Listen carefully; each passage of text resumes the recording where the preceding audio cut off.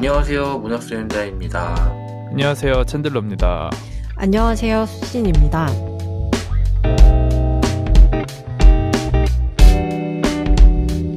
네, 문학수연단 시즌8 11화고요. 목록에 없던 책입니다. 마이클 핑클의 예술도둑이라는 책, 이번에 저희가 읽었습니다. 먼저 마이클 핑클, 이름이 라임이 좀 많네요. 이 마이클 핑클 작가에 대해서 소개해 드릴게요. 1969년생이고요. 미국의 저널리스트이자 회고록 작가라고 합니다. 이 작가 소개에는 미국의 저널리스트라고 되어 있는데 앞에 하나가 더 붙거든요. 그게 정말 대표적인 저널리스트다 이렇게 불린다고 하더라고요. 뉴욕타임즈에서 근무했던 저널리스트인데, 이게 근무했던이라고 말씀드린 게 아프리카 내 아랍 노예 무역에 대한 기사에서 그 여러 소년들의 이야기를 취재를 해놓고서는 이거를 한 소년의 이야기로 합쳐서 만들었다 그래요. 그래서 가상의 주인공을 만들어서 주작 기사를 써서 이게 걸려가지고 해고가 당했다고 합니다. 그 뒤로는 이제 칼럼니스트로 주로 이렇게 활동을 하면서 이렇게 책을 글을 기고하거나 이런 식으로 살았다고 해요. 특히 현대 사회와 격리된 채 27년간 홀로 살아온 일을 추적한 습속의 은둔자라는 책으로 전 세계에 이름을 알렸고, 자신이 경험한 실제 사건을 바탕으로 쓴 트루스토리라는 책이 있는데, 이게 에드거상, 이게 그 추리 문학에 주는 상인데, 이 최우수 논픽션 범죄 부분 후보에 올랐고, 수상한 건 아니고요. 후보에 올랐고, 이 트루스토리는 2012년 동명의 영화로 제작이 되기도 했다고 합니다. 자, 그리고 오늘 저희가 읽은 책 예술도둑은 이 마이클 핑클의 2023년 작품입니다. 논픽션 작품이고, 돈을 벌기 위해서가 아니라 오로지 감상을 위해 역사상 가장 많은 예술 작품을 훔친 특이한 도둑이 있습니다. 바로 프랑스인 스테판 브라이트비저, 1971년생인데 지금 살아 있습니다. 이 사람의 이야기를 그려낸 작품입니다. 브라이트비저는 1994년부터 2001년까지 유럽 전역에서 200회에 걸쳐서 예술품 300점 이상을 훔쳤다고 해요. 이 예술품의 금전적 가치로 환산하면은 약 2조 원에 달할 것으로 추산된다고 합니다. 2조 원어치를 훔쳤다. 그쵸. 2조 원어치의 미술품을 훔친 이 도둑의 이야기. 이게 바로 소설보다 훨씬 소설 같은 실화를 이제 구성한 책인데, 브라이트 비저를 만나서 인터뷰를 하고 편지로 주로 인터뷰를 해서 이 책을 만들었다고 합니다. 줄거리를 좀 소개해 드릴게요. 이 책은 브라이트 비저가 어떻게 작품을 훔치고 보관했는지, 그리고 어떻게 파국에 이르게 되는지까지 삶의 연대순으로 추적하는 38개의 장으로 구성되어 있습니다. 검찰, 경찰 수사와 또 재판 과정에서 나온 보고서와 증언들, 또 주변 사람들을 통한 그 심층 취재, 이 사람이 또 기자 출신이다 보니까 이런 취재력을 동원을 해서 이 브라이트 비저의 성향이 어떤 배경에서 만들어졌고, 브라이트 비저의 범행 동기는 무엇인지 파고든 작품입니다. 브라이트 비저는 좀 남부러울 것 없는 아주 유복한 유년기를 보냈습니다.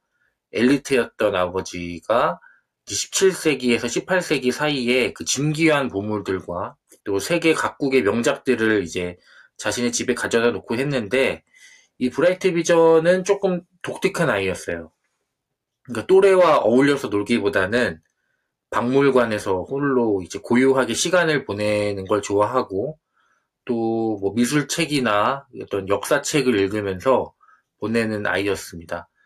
이 브라이트 비저가 가장 행복한 거는 이 가치 있는 작품들의 아름다움에 심취하는 게 가장 행복한 그런 사람이었습니다. 그런 아버지와 어머니가 이혼을 하게 되면서 아버지가 집안의 모든 보물들을 가져가 버렸고 여기에 이제 브라이트 비저가 큰 상실감을 느끼게 됩니다. 자기가 가졌어야 할 보물들이 뺏겼다는 어떤 피해의식도 있고 아름다움을 향한 어떤 커져가는 욕망은 그를 이제 어둠의 길로 유혹을 하게 되는 거죠. 그래서 결국 이제 연인이자 조력자인 앤 캐서린과 예술품을 훔치기 시작합니다. 이 브라이트 비전은 도둑질을 할 때 변장도 하지 않고 몰래 이렇게 숨어서 들어가는 오션스 11이나 그렇죠. 뭐 최첨단의 기술을 동원 이런 것도 아니고. 그렇죠. 예, 뭐 007 뭐 그런 것처럼 뭐 줄 타고 내려가서 하는 것도 아니고요. 정말 대낮에 당당하게 입장을 합니다. 경비원들의 경비가 허술한 틈을 애인이자 조력자인 앤 캐서린이 이제 망을 봐주고 신호를 줍니다. 지금 오케이, 지금 해도 될 것 같다. 하면은 이제 브라이트 비저가 스위스 아미 나이프, 맥가이버 칼. 예, 그런 걸로 이제 전시 박스를 실리콘을 싹 갈라가지고 예술품을 훔칩니다. 뭐 진짜 맞는 칼이죠. 나사를 돌릴 때도 쓰고. 네. 뭐 칼을 지렛대 삼아서 그 유리 그쵸, 유리. 박스를 예. 들어 올릴 때도 쓰고, 뭐 진짜 칼 한 자루로 별걸 다 하는. 네. 어떻게 보면 피지컬 말렙. 그쵸. 장인은 도구 탓을 하지 않는다. 예. 이 나미 나이프 하나로 그냥 다 털어버리는. 또 그냥 뭐 진짜 예쁘다고 훔치는 게 아니라 오로지 이제 자신의 마음이 움직이는 작품. 아, 내가 이건 진짜 훔치고 싶어, 미치겠다 싶은 것만 골라서 훔치는 거예요. 뭐 아무리 뭐 모나리자나 고우의 해바라기나 이런 거를 갖고 싶어도 그거는 진짜 보안이 너무 힘들기도 하고 그나마 좀 허술하고 훔칠 수 있는 박물관에서 자신이 이제 마음을 움직이는 작품만 골라 털었습니다. 이런 훔치면은 보통 이거를 이제 암시장에 팔 거라고 생각을 하잖아요. 근데 브라이트 비전 그게 아니라 훔친 작품들을 모두 자신의 다락방에다가 전시를 합니다. 왜냐면 자기가 보려고 훔친 거니까. 그렇죠. 즉 이게 내다 팔기 위해 훔친 게 아니라 그저 아름다움에 둘러싸여서 마음껏 이 예술 작품을 즐기고 싶었다는 게 범행 동기였던 거죠. 그렇게 반복해서 절도 행위를 이어갑니다.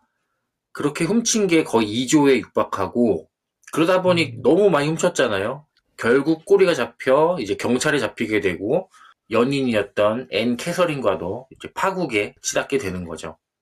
나중에는 이제 브라이트 비저가 예술품 보안 전문가로 활약을 하게 됩니다.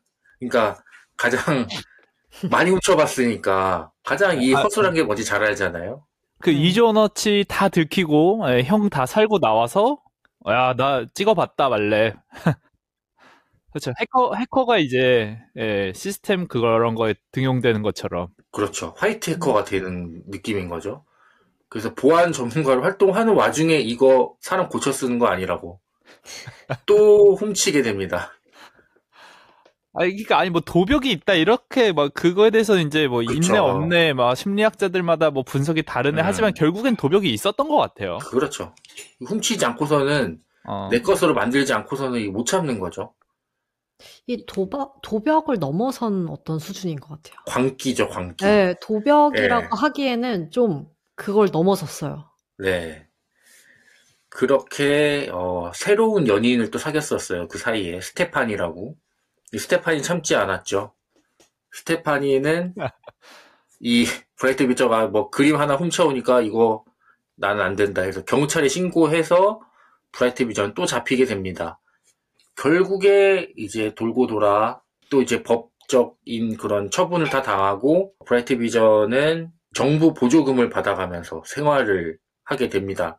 그리고 아직까지도 그때 뭐 경찰에 발각되면서 그 브라이트 비저의 어머니가 이제 미술품 80점 정도를 또 다른 데다 숨겨놨어요. 근데 그거는 이제 어디 있는지 모르는데 이거를 어떻게든 현금화 할까봐 아니면 뭐 세탁을 할까봐 경찰이 계속 계좌 추적을 하고 또 브라이트 비저를 감청하면서 감시당하면서 생활을 한다고 합니다.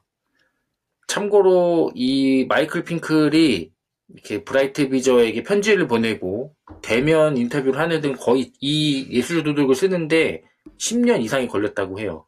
특히 호텔 방에서 인터뷰를 하는데 이 핑클이 잠시 눈길을 돌린 사이 그 브라이트 비저가 노트북을 낚아챘는데 이 핑클은 몰랐다. 노트북이 없어졌다는 사실조차 알아채지 못했다고 합니다. 이야. 그때 이제 브라이트 비저가 도둑질 기술은 천부적으로 타고났음을 이해했다고 하네요.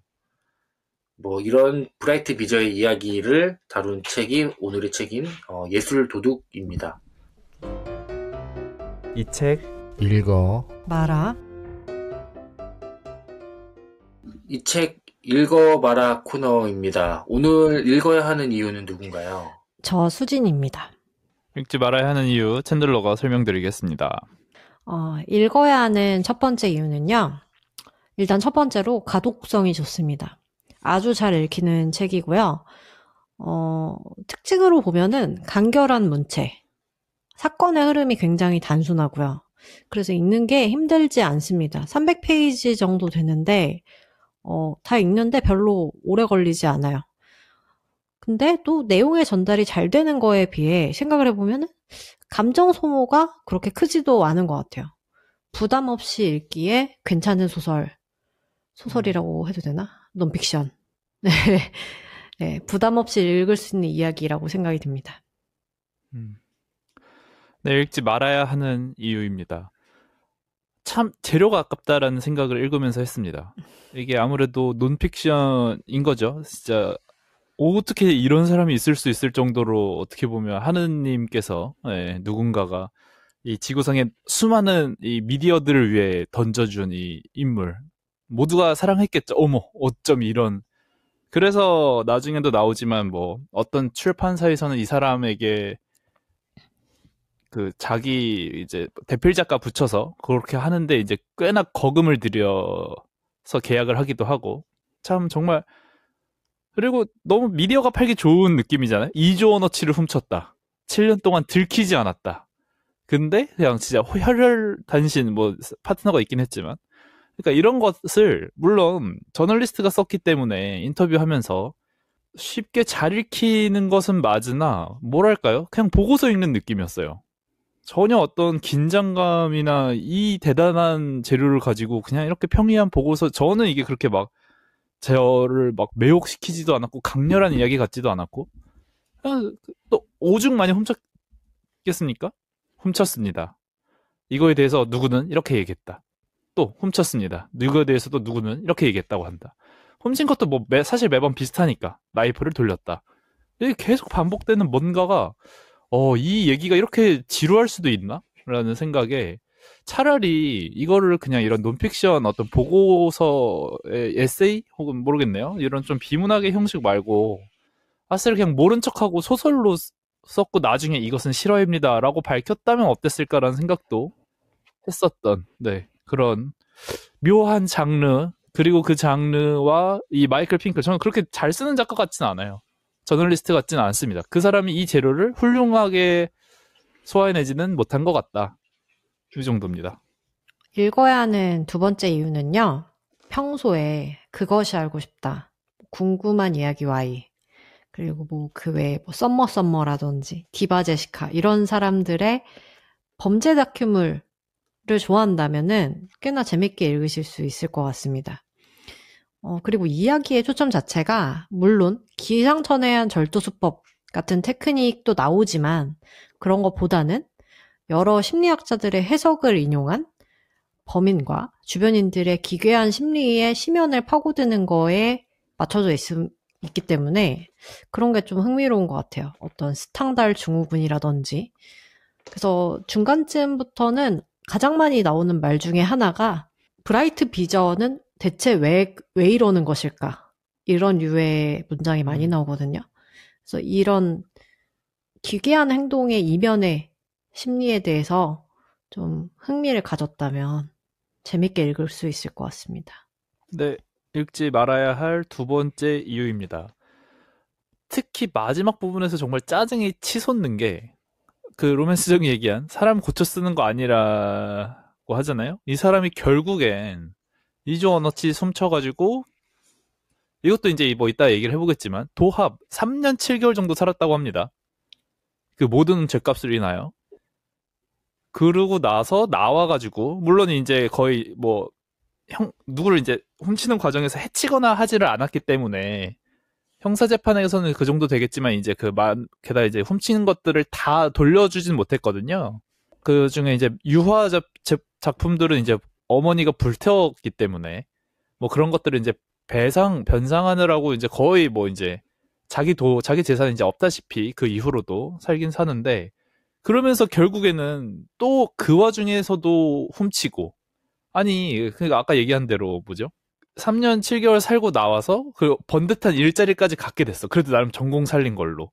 근데 그것을 또 몸잡고 면세점에서 그냥 옷을 훔치다가 걸려서 또 나락을 갑니다.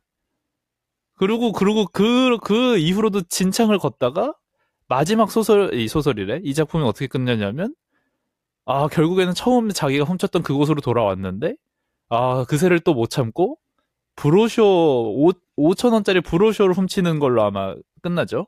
그쵸. 살짝 환멸이 난달까? 이 사람에 대해서 좀 환멸이 나는데, 게다가 저는 좀 외모 지상주의인지라, 이 사람이 만약에 어떤 영화화가 돼서 그 영화를, 예를 들면 주연을, 누구죠? 그 잘생긴 외국 배우? 듀운에 나온. 맞습니다. 티모시 샬라메인가요? 티모시 샬라메가 했다고 치자. 그러면은 얼마나 매력적이겠습니까? 예술품 사이에 파묻혀서 고뇌하고, 나는 왜 뭐 이렇게 번뇌하지도 않지만 어쨌건. 그런 티모시 샬라메 너무 매력적이죠. 하지만 여러분, 구글에 나옵니다. 브라이트 비저 치면은, 봤을 때 그냥 짜증이 나요. 그런데 마지막까지 사람 고쳐 쓰는 거 아니라고 또, 진짜, 진절머리가 나면서 책을 덮게 되는 요 감정이 썩 유쾌하진 않더라고요, 저는. 읽어야 하는 세 번째 이유는요. 서양 미술사의 해박하고 취향이 확실한 범인이 미술품을 심사숙고해서 골라서 도난하는 내용이기 때문에 도난당한 작품에 대한 설명이라든지 미술사에 대한 설명 이런 게 되게 많이 따라옵니다. 관심 있는 사람은 되게 재밌을 것 같아요. 그리고 유럽에 이렇게 많은 미술관이 있다는 게 신기하기도 해요. 여기 있는 미술관만 골라서 다녀도 한 달을 채울 수 있을 것 같은 정말 많은 미술관들이 등장합니다. 네, 읽어야 하는 세 번째 이유였습니다. 읽지 말아야 하는 마지막 이유. 살짝 좀 저 스스로도 부끄러운 이야기가 되겠네요. 어떤 심미적인 보는 눈을 기르지 못한, 뭐랄까요. 미술관, 유럽 여행을 다니면서도 미술관을 가봤자 이게 뭘까? 그래, 뭐, 괜찮네. 하지만 뭐가 괜찮은지도 지금 다 잊어먹었습니다. 미술관을 즐기지 않는 독자들에게는 뭐랄까요? 좀 차라리 진짜 값진 것을, 물론 이게 값진 미술품인데 미술품 자체가 그렇게 값지다라고 생각이 되지 않는 사람들에게는 그냥 좀 뭔가 좀 딴 세상 이야기? 저거 그렇게 훔쳐야 돼? 그러니까 일단 브라이트 비저가 이해가 안 간다면 정말 그냥 웬 이상한 사람 이야기를 듣는 것 외에는 별 그게 없거든요. 뭔가 이 사람에게 그래, 뭐 어쩌면 그럴 수도 있겠다. 뭐 요 정도가 있어야 그래도 읽는 맛이 좀 있었을 것 같은데, 미술품 애호가가 전혀 아닌 저로서는 미술품에 이렇게 죽고 못 사는 그 사람의 이야기가 조금 와닿지는 않았기 때문에 정말 그냥 어떤 범죄 리포트 읽는 느낌으로 좀 드라이하게 읽혔습니다. 자, 그렇다면 로맨스정은 어떻게 읽으셨나요? 네, 먼저 든 생각은 브라이트 비저가 훔친 박물관의 경비원들은 해고당했을까 하는 걱정. 만약에 이로 인해서 해고당한 사람이 있어서 갑자기 일자리를 잃게 될 거잖아요. 생활고를 겪게 되고 그랬다면. 근데 이렇게 뻔뻔하게 책까지 나서 브라이트 비저 사람들이 검색해보죠. 전 세계인들이. 이렇게 주목받다니.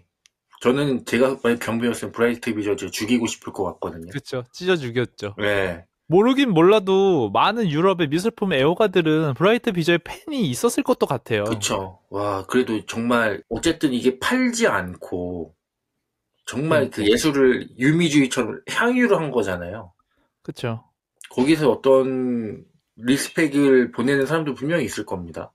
근데 저는 그런 것보다는 이런 정말 피해자들 그런 거 있잖아요. 그 범죄 영화나 이런 거 때 도망갈 때 과일 리어카 끊으시는 분들 그렇죠. 어지르고 가잖아요. 주인공 달리면서. 그쵸. 그 사람들 하루 장사가 아니라 정말 생계가 문제가 될 수 있는 거죠. 특히 차량으로 도망갈 때 차 막 다 뒤집어지고 난리 나죠. 그 경찰 아저씨들 병원 다 입원해야죠. 이거 어떡합니까? 아무튼 이런 생각이 드는데 그래도 이제 무튼 이 브라이트 비저의 이야기가 재밌긴 했습니다. 게다가 이게 실화라니. 그러니까 이 초반에는 브라이트 비저가 잡히지 않았으면 하는 마음이 생기는 이 오묘한 감정. 그렇죠. 대체로 사람들이 케이팝 무비를 볼 때는 도둑 편이잖아요. 그러니까 왜 분명 이런 케이팝 무비를 볼 때 주인공들이 이제 범법 행위를 하는데 잡히지 않았으면 하는 그런 마음이 드는 걸까? 그거는 주로 근데 주인공이 범법자이기 때문이죠. 그렇죠. 보안관이 주인공이진 않으니까 보안센터 직원이. 근데 또 경찰이 주인공 영화에서 또 경찰 잡으면 좋잖아요. 그쵸. 참, 또 그런 게 또 있습니다. 뭐 브라이트 비저나 케이팝 무비나 사회적 규범을 어기는 캐릭터들이 나오잖아요. 근데 이게 어떤 체제에 저항한다는 느낌이나 더 큰 악에 맞서는 인물처럼 묘사가 되다 보니까 브라이트 비저의 그런 수집하는 이유 이런 게 읽으면서 점점 이런 선악의 경계가 모호해지는 경험을 했습니다. 그 도덕적 서스펜스라고 할까나 싶은데 이 책에서도 그런 걸 느꼈거든요. 근데 이게 초반에만 느낀 감정이지 거의 책 절반이 넘어갈 때까지 훔쳤습니다. 아까 챈들러 씨가 말씀하셨죠. 경비원 뒤돌아보자 스위스 아미나이프를 꺼내서 살짝 들거나 유유히 빠져나갔다. 절대 뛰지 않았다. 걸어서 나왔다. 이게 계속 반복돼요. 나중에는 그러다 보니까 집중해서 안 읽게 되더라고요. 또 이렇게 훔쳤군 하면서 약간 대각선 읽기까지 하게 되고 그랬는데 그래도 책을 읽으면서 좀 흥미로웠던 점은 브라이트 비저가 자신의 행동을 정당화하는 방식을 보여줬을 때 그러니까 뭔가 자신을 상업화된 예술계에 저항하는 순수한 열정가로 묘사하잖아요, 스스로를.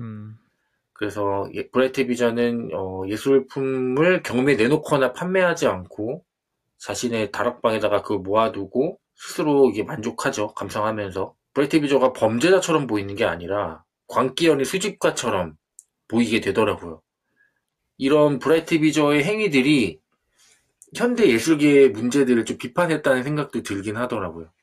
이게 너무나 이렇게 극단적으로 치닫다 보니까 이런 생각도 갖고 있지 않을까라는 생각을 하게 됐는데, 뭐 브라이트 비저의 범죄가 어떻게 예술이 이렇게 특정 소수의 엘리트들, 그리고 부유한 이 그림을 갖고 있는 소유자들, 뭐 이건희 컬렉션만 봐도 대체로 알겠죠. 이런 걸로 이제 지배되고 있는지를 상징적으로 드러낸 게 아닐까. 그러니까 이건희 컬렉션도 사실 이건희의 개인 창고에 있던 거를 이제 저희가 다 보면서 공공성을 획득한 거잖아요. 근데 그동안은 이건희 혼자 봤던 거죠. 그러니까 이런 걸 사실 뭐 죄인가? 라는 생각도 들기도 하고 그랬습니다. 특히나 이런 뭐 미술관이나 경매 시장에서는 어떤 작품의 문화적 가치나 이런 게 주목받기보다는 언론에서도 이 가격이 얼마에 팔렸다. 이 그림이 뭐 최고가를 경신했다. 뭐 이런 식으로 좀 더 돈에 중시되는 경향이 강하잖아요. 그래서 그런 부분도 꼬집은 게 아닌가라는 생각이 들었습니다. 무튼 이런 브라이트 비저의 행동이 도덕적으로 옳지 않다는 점은 명확하지만 이 브라이트 비저가 예술에 바친 어떤 헌신적인 태도에 야 그래도 이 사람은 진짜 진심이구나 예술에 이런 묘한 감정을 느꼈던 책이었습니다. 뭐가 됐건 감탄은 나온다. 그게 치달았으니까 그게 있는 것 같아요. 갑자기 개과천선 해가지고 보안 전문가로 나섰다. 끝! 이게 아니라 끝까지 훔치잖아요. 어떤 태도. 재밌었습니다. 수진 씨는 어떻게 읽었나요? 저는 이 책을 보면서 자기 합리화의 끝을 본 것 같았어요. 여기 보면은 여러 군데 나오는데 스탕달 증후군도 그렇고 뭐 그런 얘기도 나오죠. 어차피 박물관에 있는 것들은 다 그 옛날 약탈해서 갖고 온 것이지 않느냐. 아, 그죠. 네. 나폴레옹 얘기를 막 하면서 그쵸. 도대체 네. 이집트의 유물이 왜 영국에 가 있으며 우리 다 알잖아요. 이거 그때 배로 전쟁 중에 약탈해 왔구나. 그것을 지금 우리가 버젓이 보고 있는 거랑 뭐가 다르느냐. 네. 그쵸. 그리고 그는 스스로 성견지명이 있다고 믿으며 사물의 진정한 아름다움을 알아볼 수 있는 몇 안 되는 선택받은 자라고 생각한다. 그러니까 이 우매한 자들이 이 예술품의 아름다움을 아무도 감상하지 못하니까 내가 유일하게 이 작품의 아름다움을 제대로 감상할 수 있는 사람이니까 나는 이거를 가져가도 된다. 이렇게 합리화를 하죠. 그리고 이후에도 아까 말씀하셨다시피 브라이트 비전은 개인 소장품은 훔친 적이 없는 데다 폭력을 행사한 적도 없다는 이유를 들며 자신의 행동이 누구에게도 피해를 입히지 않았다고 주장한다. 이런 얘기들. 진짜 자기 합리화. 그래서 이 심리가 진짜 재밌었던 것 같아요. 이렇게 생각할 수도 있구나, 사람이. 네. 근데 그러면서 본인이 같이 여자친구였던 사람이 자신의 아이를 낙태했다는 사실에 굉장히 분개하잖아요. 솔직검을 하죠. 네. 되게 분개하고, 그런 행동들을 보면서 좀 기가 막혔고, 근데 그런 기가 막힌 감정 자체가 이거를 읽는 하나의 재미였던 것 같기는 한데, 전체적으로 봤을 때는 300페이지 안에서 200페이지 정도가 계속 훔치는 내용이었고, 나머지 100페이지가 잡힌 후의 내용이었는데, 그래서 좀 지루하기도 했어요. 초반 한 200페이지 정도는. 왜냐면 초반에 막 훔쳤을 때는 이렇게 당당하게 훔친단 말이야? 그리고 잡히고 나서도 그런 태연한 태도를 유지하는 거 이런 게 좀 신선했지만 계속 같은 수법으로 200페이지가량을 훔치는 내용이 계속 나오기 때문에 좀 지루하기는 했고 그랬습니다. 별다른 감상은 들지 않았던 것 같아요. 예.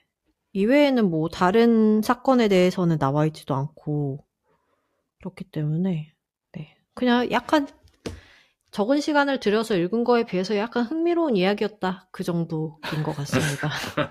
네. 그러니까 사람이 주는 감흥은 있어도 글이 주는 감흥이 없다고 저는 생각이 되는데. 맞아요. 네. 근데 이게 그 저널리스트여서가 아닐까 생각이 들어요. 그래서 가장 드라이하게 쓰는 서거를 했던 사람이니까. 네. 그리고 그 전에 이 작가가 뭐를 속였다가 들켰다면서요? 네.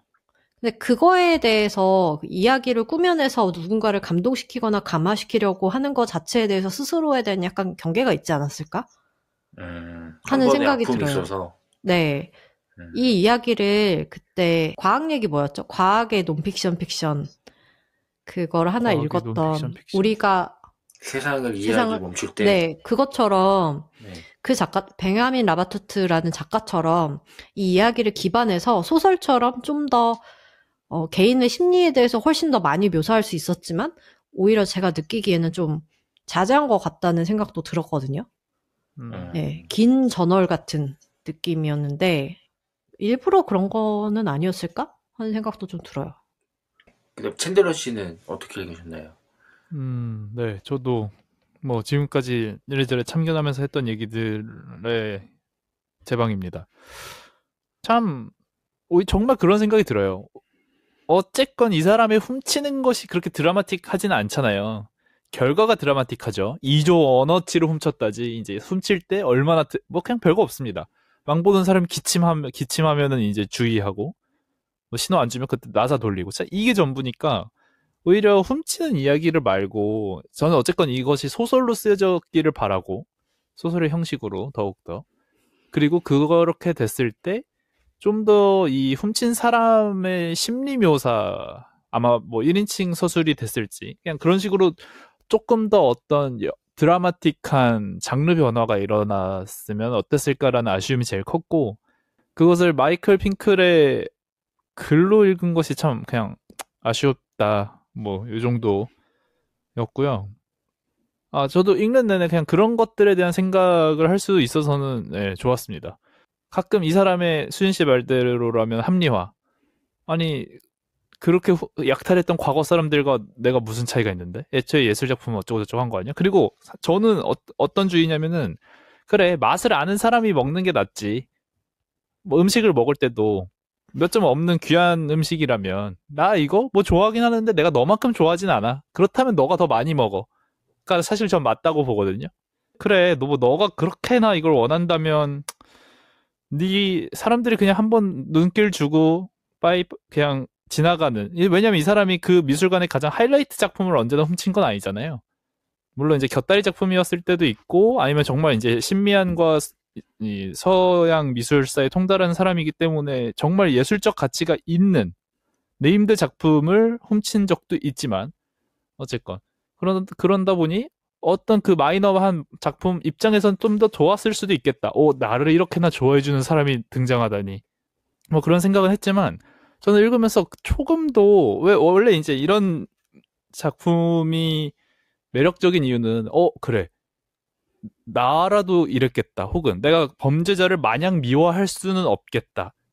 가 되어야 좀 매력적인데, 전 마냥 미워할 수 있었어요. 읽으면서. 아니, 왜냐면 결국은 문제는 마지막 후반쯤에 설명이 됐는데, 그러면 이 사람이 너무 대단했던 것도 맞지만, 많은 박물관들이 경비가 정말 허술했던 것이 맞고, 그 이유에는 아무래도 이제 사립미술관 형태보다는 어쨌건 유럽은 좀 더 공립 박물관, 이런 것들이었다 보니 예산을 확보하는데 어려움이 있었다. 그리고 한정된 예산으로 경비원을 고용하는 데 쓰는 것보다는 그래도 미술품 하나 더 갖다 두는 데 쓴다고 하잖아요. 네. 근데 결국 이 사람이 등장함으로 인해서 미술관들은 딜레마에 빠지겠죠.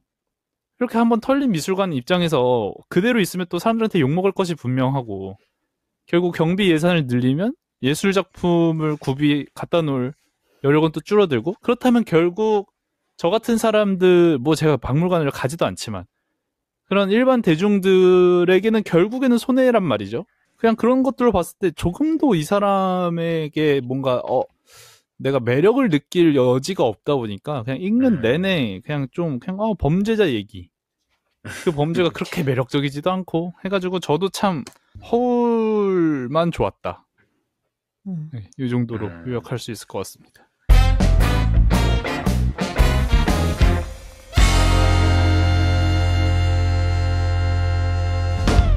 일단 뭐 그림이나 예술 작품 얘기가 이제 주된 내용인데.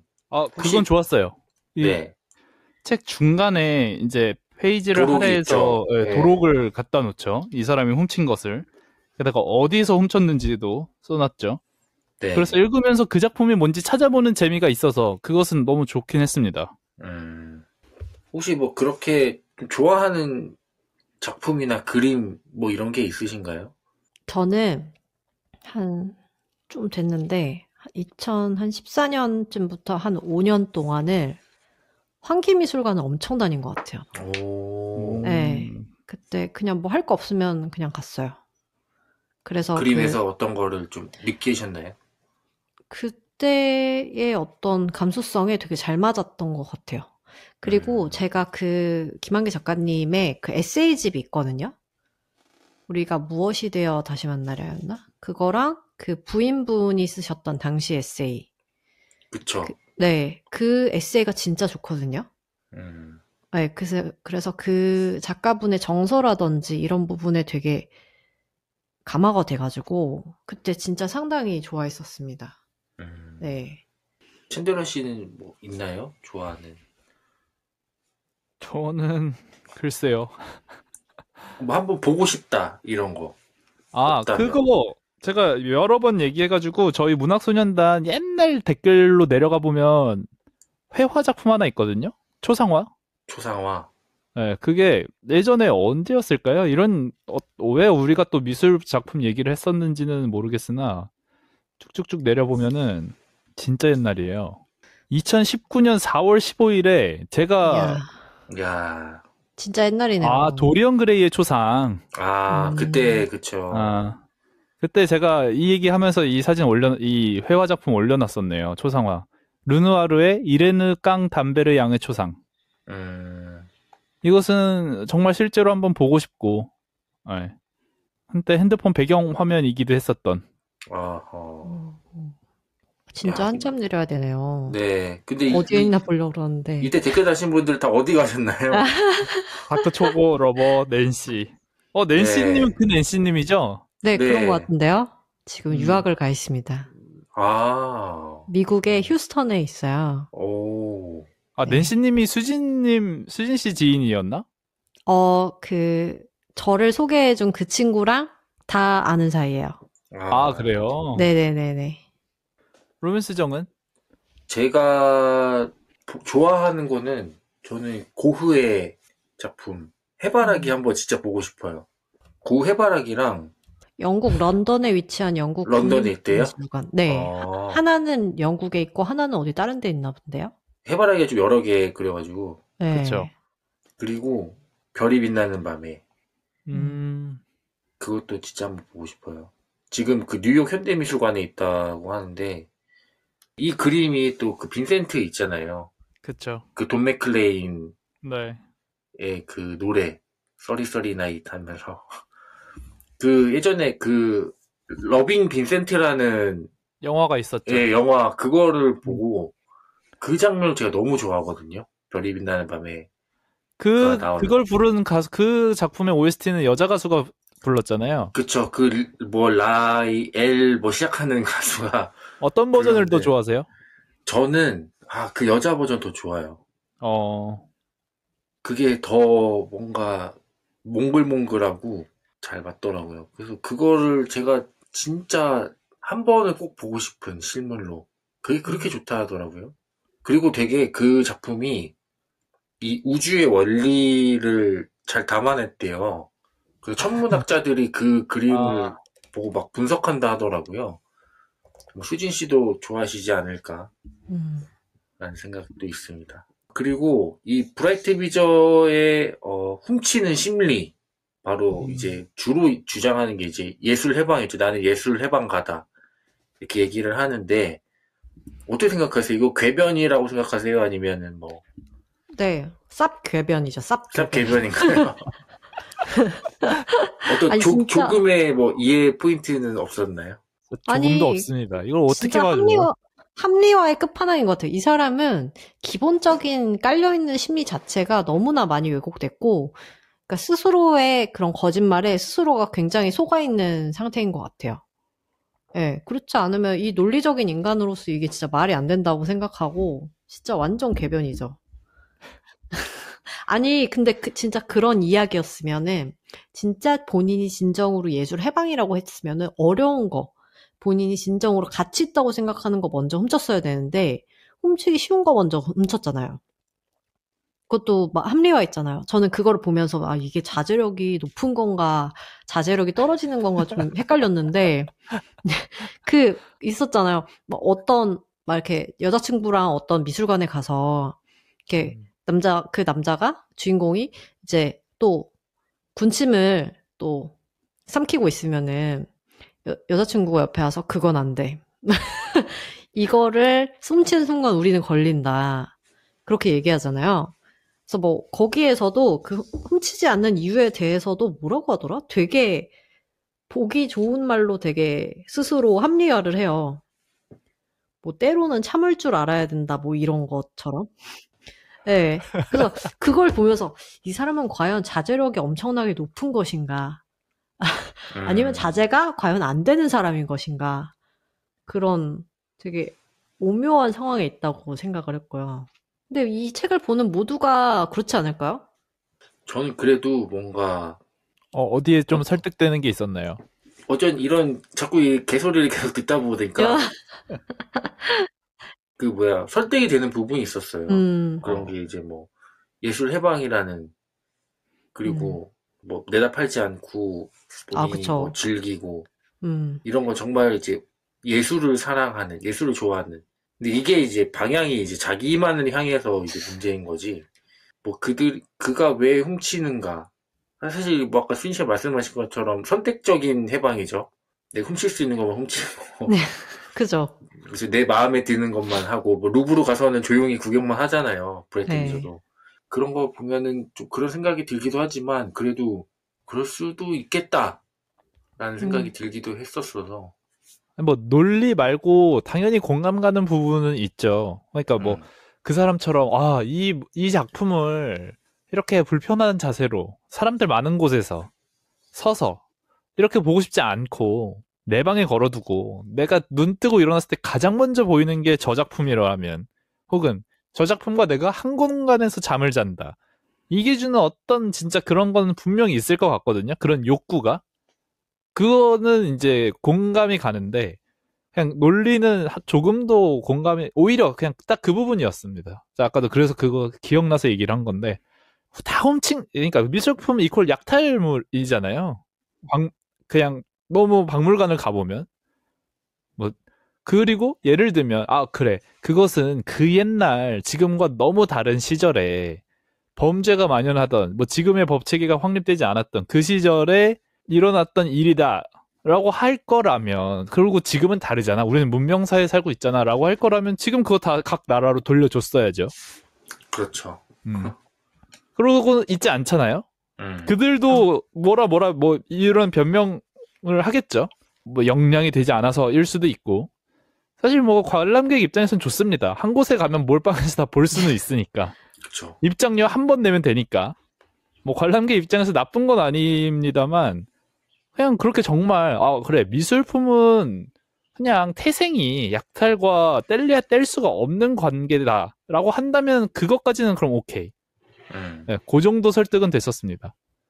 그것이 그냥 미술품이 갖는 생리겠지. 옛날서부터 지금까지. 그렇죠.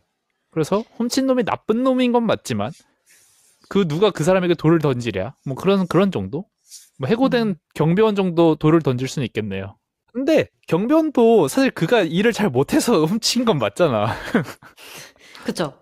똑바로 안 한 건 맞지. 본인이 직무 태만인 건 맞잖아. 네.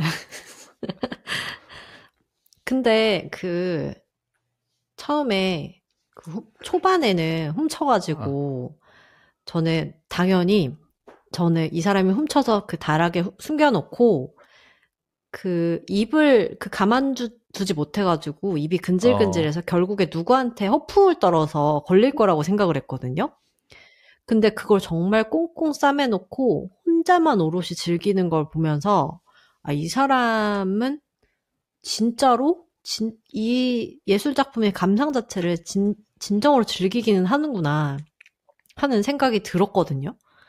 그래서 그럼 본인의 결핍된 부분이 정말로 그 미술작품의 감상이라는 거에 초점이 맞춰져 있다는 거에는 처음에는 동의를 했는데 나중에 가면 갈수록 막 방치하잖아요. 미친 듯이 훔치기만 그렇죠. 하고. 뭐 쌓아두고. 네. 그 도파민에 절여져가지고 그 사람이 미친 듯이 그 짜릿함에 그 훔치는 행위 자체에 엄청 매몰되는 모습을 보여주는 걸 보면서 이 합리화가 그 지점을 넘어서면 이제 통하지 않는 거죠.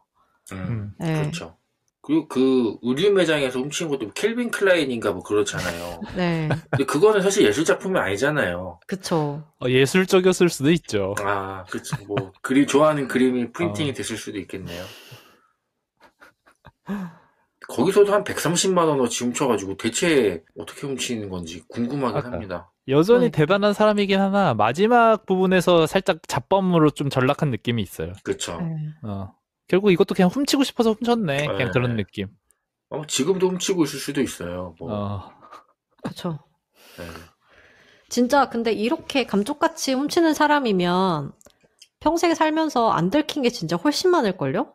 그렇죠. 네. 수면 위로 드러난 게 이 정도겠죠. 그러니까. 혹시 여러분들 뭐 이렇게 브라이트 비전을 갖고 싶은 걸 이렇게 훔쳐서라도 갔는데 지금 제일 뭐 훔쳐서라도 갖고 싶은 게 있나요? 이거는 내가 진짜 갖고 싶다. 근데 내가 돈이 없네. 이런 거. 근데 제가 아까 이야기 설명하실 때 제가 잠깐 그런 생각을 했어요. 만약에 우리 집이 좀 넓은 대지를 가진 약간 창고가 만약에 넓어요. 근데 내가 포르쉐를 엄청 좋아해. 훔칠 수 있어. 어디선가 훔칠 수 있고 그게 뭐 어디로 가는지 안 들킬 수 있다. 그러면 어떤 기분인지 상상을 해봤어요. 내 창고에 비록 밖에서 타진 못하도 창고에 이렇게 넣어놓고 내가 문 열고 운전석에만 앉아봐도 얼마나 흐뭇할까 그런 생각을 하면서 이 차를 사람이 좀 좋아하시니까 차에 대입을 해보신 거예요? 네. 그래서 뭐 종류별로 본인이 원하는 차를 이렇게 쫙 훔쳐놓고 앉아서 그냥 만져보기만 해도 좋겠죠. 네, 그래서 그런 기분이 아니었을까. 그죠? 그쵸. 나만 봐도 좋은 거. 네, 그쵸. 누구한테 자랑하지 않아도 우리 집에 포르쉐 있다. 뭐 이런 거 자랑하지 않아도 얼마나 좋았을까. 네, 그래서 그런 거에 좀 공감을 할 수는 있었던 것 같아요. 위험한 공감이네요. 수지 씨가 갖고 싶은 건 포르쉐인가요, 지금? 네, 그래서 그거에 대입을 해본 거 보면은 그거랑 가장 가까운 게 아닐까 싶습니다. 네. 챈들러 씨는 뭐 있나요?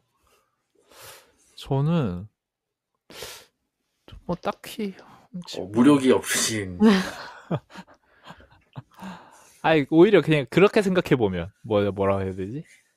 오히려 훔치는 행위보다는 내 돈 주고 사기엔 좀 아깝지만 있으면 좋다라고 생각하는 거는 요새는 그 뭐 플레이스테이션이나 엑스박스 같은 게임기 너무 비싸더라고요. 전 몰랐는데 아예 이쪽 세계에 발을 들이고 있지 않다가 제가 닌텐도 스위치 때문에 그냥 찍먹한 거잖아요. 네.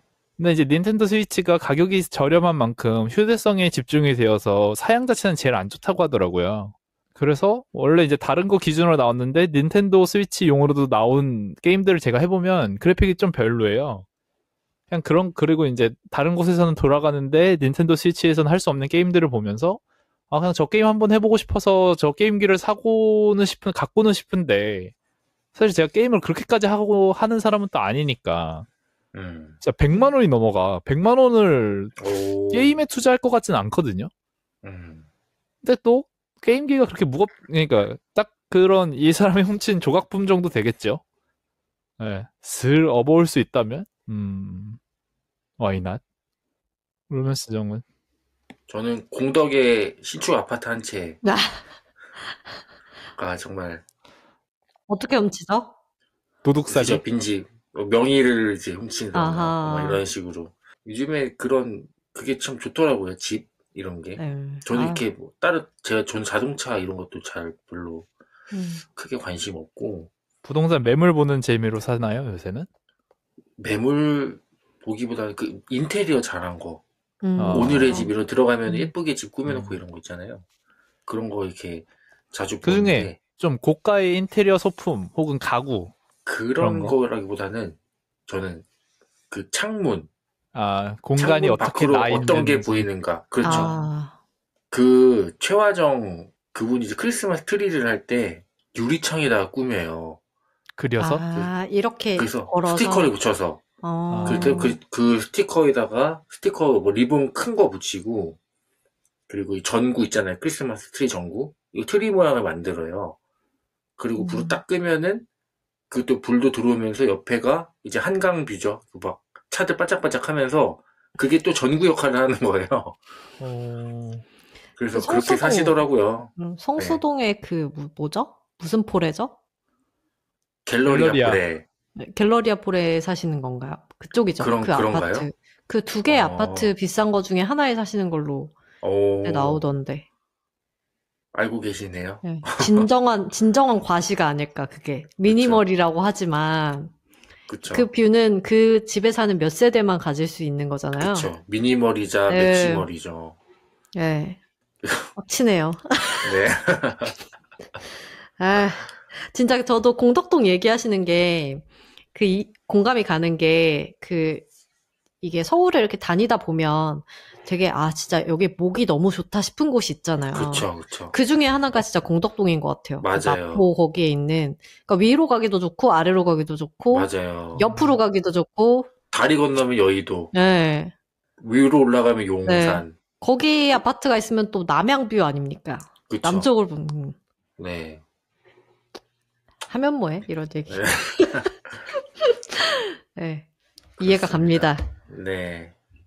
저는 그게 진짜 신기했어요. 여기에 나오는 엄마의 심리. 그렇죠. 차라리 그 심리가 오히려 좀 더 뭐랄까 궁금하면 궁금하고 네. 들여볼 만한 가치가 있달까? 네. 되게 처음에는 이 엄마가 이 남자를 그냥 방치하거든요. 그 본인의 집에 이제 능력 없는 아들이 와서 그 새빵살이를 하는데 그냥 그것조차 처음에 모를 정도로 그냥 아들의 생활을 방치를 하다가 막상 이 아들이 잡혀 들어가니까 이 범죄의 실체를 알았을 때 저는 되게 뭐랄까요? 앞장서서 고발하고 그럴 줄 알았는데 그렇지 않고 그 범죄의 증거들을 다 인멸을 해줬잖아요.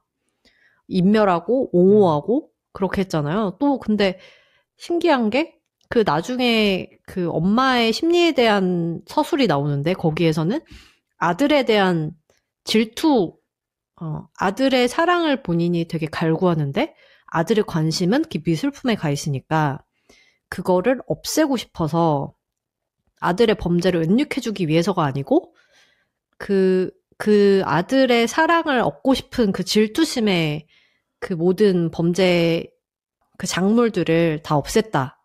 저는 그게 진짜 의외였거든요. 네. 그래서 그게 좀 저는 기억에 남습니다. 그거. 아빠 대신 아니었을까요? 아버지 음, 대신. 그럼 아버지 이혼했잖아요. 네. 그 빈자리를 이제 브라이트 비저가 아, 그렇구나. 채워줬으면 했고, 약간 그런 존재였을 거라고 생각이 들긴 해요. 그렇겠네요. 그것도 있을 것 같아요. 음, 의지할 사람이 없고 하니까. 그쵸. 네. 그리고 또 그런 모성이라는 것도 있을 거고, 분명. 또 금방 또 다른 남자를 만나잖아요. 그렇죠. 2번인가? 그죠? 음, 그것도 진짜 희한하고. 그리고 마지막에는 진짜 증오다. 나는 아들을 증오한다라고 네. 해서 살짝 진짜 나 같아도 자식이 저러면 진짜 화딱지 나지. 진짜 있는 정 없는 정 다 떼겠다라는 생각을 하다가도 그렇게 이제 그 사람이 증오다. 아들을 난 증오한다라고 법정에서 얘기할 때 그래 그럴 만도 하지. 진짜 얼마나 기가 차겠어. 근데 그러고 나서 또 나중에 형 다 살고 나와가지고 서로 화해도 하고 용서를 해주고 아들한테 여자도 소개해주고 네. 아, 맞아요. 여자 소개해주죠. 그거 진짜 희한하지 않아요? 그래서 뭔가 그 사람도 제정신은 아니구나. 근데 저는 유럽 사람들은 대체로 약간 편견이지만 그런 가족, 특히나 부모와 자식 간의 자아 분리라든지 그런 정신적인 독립이 되게 잘 됐을 거라고 생각을 했는데 그것도 전부 다 그렇지는 않은가 봐요. 책 갈피 이 책을 읽고 가장 인상 깊었던 문장에 책갈피를 꼽는 책갈피 시간입니다. 먼저 저부터 말씀드릴게요. 225페이지. 저도 이북으로 읽었는데 형광펜 쳐놓으니까 이게 페이지 수가 나오더라고요. 네. 훌륭한 그림은 우리를 빛과 기억의 장소로 데려가요. 그림 속에 또 다른 고향이 있는 거죠. 라고 이제 브라이트 비저가 얘기를 하는 건데 맞는 것 같아요. 어떤 좋은 그림을 보면은 이런 빛과 기억의 장소로 데려간다 이런 표현이 좀 낭만적이어서 그런 좋은 그림을 본 순간 그 순간은 이제 평생 간다고 생각하거든요. 내가 이때 이 그림을 봤던 이 그때의 나 좌표라 그러나요? 그런 게 찍힌다고 생각이 드는데 책갈피를 꼽는다고 생각이 그런 드는데 그림이 있어요? 저는 있어요. 저는 마크 로스코 그림 봤을 때 그리고 뭐 미술책에서 제가 이중섭의 교과서에서 황소를 봤었을 때 그때 생각이 나거든요. 아직도 저는 초등학생 때 그거 봤는데 그런 순간순간에 그 포인트들이 있어가지고 이 문장이 되게 인상 깊었습니다. 네, 다음으로 수진 씨의 책갈피는 저는 사실 뭐 엄청 인상 깊은 문장이 막 많지는 않았는데 199페이지에 그 훔치다 그냥 그 훔치는 거 자체에 중독이 돼버린 장면이 나오거든요. 한때 루브르 박물관에 전시실 하나를 따온 것 같던 두 사람의 다락은 이제 세상에서 가장 비싼 쓰레기장이 되었다. 끝도 없이 물건이 줄지어 들어올 뿐인. 네. 좀 대조되는 문장이네요. 네. 네. 그 챈들러 씨는요? 네, 37페이지입니다. 초반이네요. 브라이트 비저에 따르면 위대한 예술 작품은 성적으로 자극적인 경우가 많으므로 침대에 가까이에 있으면 좋다. 그러면서 이제 자기 침실을 예술품으로 꾸미고 거기서 이제 파트너와 살았던 거죠. 그렇죠. 이거 되게 풍수지리잖아요? 풍수지리? 약간 풍수지리에 무슨 그런 잠자리는 화려한 게 좋다. 그래가지고 막 꽃이 막 엄청 그려진 침구를 막 덮고 잔다거나 막 옛날 분들 보면. 풍수지리 그런 게 나와요. 뭐, 그런, 뭐, 미신이라고 해야 되나? 그쵸. 그런 거에 중간쯤 있는 그런 게 좀 있거든요. 그래서, 도시전설. 네, 저는 그래서 그걸 보면서, 그 생각이 났어요. 어떤 생각 드셨어요?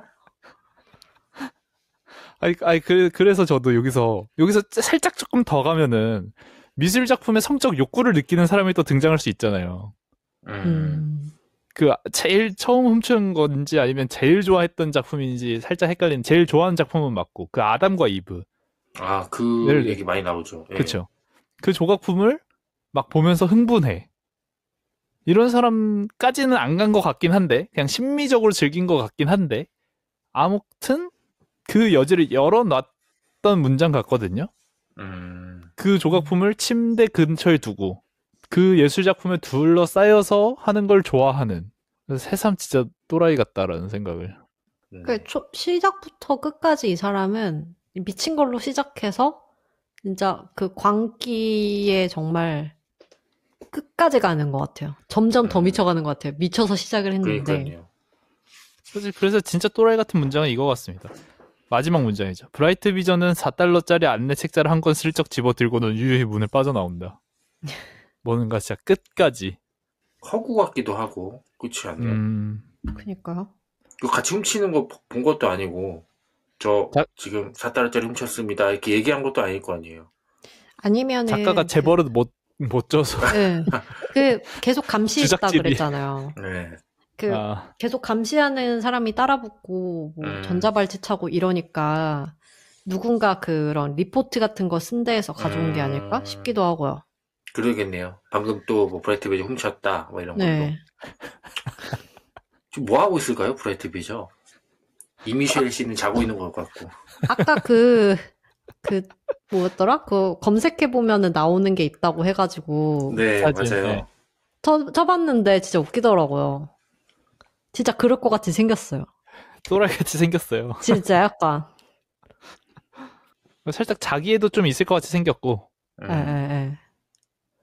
아니, 토크쇼 나온 것 같은 이 보라 색깔 셔츠 입은 이 장면, 이 사진 찍힌 게 있거든요? TV 토크쇼에 나온 거. 맞아요. 보면은 되게 프라이드가 느껴지지 않아요? 되게 본인이 스타인 것 같은 그런 자아도취가 좀 느껴지는.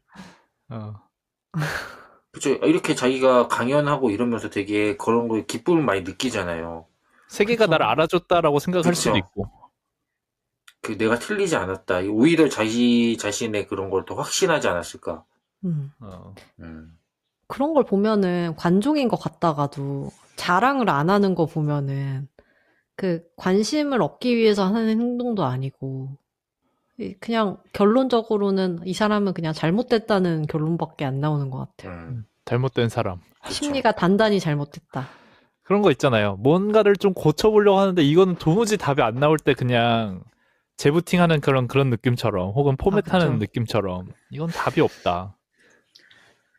그리고 저는 또 한편으로 의심되는 게, 다락방에서만 온전히 즐겼다, 팔지 않고 얘기했잖아요. 팔 줄 몰랐던 걸 수도 있어요. 팔기 힘들기도 하고. 그쵸. 내가 이거 어떻게 팔아? 이거 팔다가 분명히 꼴이 잡힐 텐데. 그래서 쟁여놓은 걸 수도 있다는 생각이 듭니다. 이게 약간 갱단이나 마피아들이 정도 자금력이 되거나 이래야 좀 어느 정도 신뢰관계가 있는 사람들끼리 이렇게 돈을 주고받고 할 텐데, 암거래를 할 때. 웬 이상한 눈 돌아있는 애가 와가지고 자기가 이거 훔쳤습니다. 이게 돈으로 바꿀 수 있을까? 이러면은 누가 해주겠냐고요. 그렇습니다.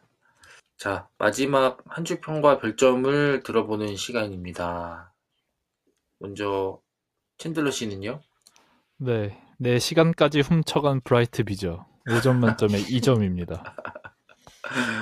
시간 도둑이었네요. 시간 도둑이네. 네. 그 다음 수진 씨는요? 그저 잘못됐단 말밖에. 5점 만점에 저도 2점 하겠습니다. 네. 로맨스 정. 네, 로맨스 정입니다. 사랑에 빠진 게 죄는 아니잖아. 별점은 5점 만점에 4점입니다. 내용이 반복되긴 했는데 그래도 뭐 생각할 거리는 많았던 것 같아서 점수 잘 줬습니다. 다음 주에는 저희가 뭘 글지 한번 맞춰보시면 될 것 같아요. 저희가 아직 정하지 못했다는 뜻이고, 어떤 거를 읽게 될지 기대해 주시면 될 것 같아요. 원래 이런 잘 나가는 드라마 할 때 예고 안 하고 끝나잖아요. 음, 그쵸? 그쵸. 네, 저희도 한번 그렇게 해보겠습니다. 다음 책으로 돌아오도록 하겠습니다. 그럼 네. 인사 나눌까요? 하나, 둘, 셋. 또 또 봐요. 봐요.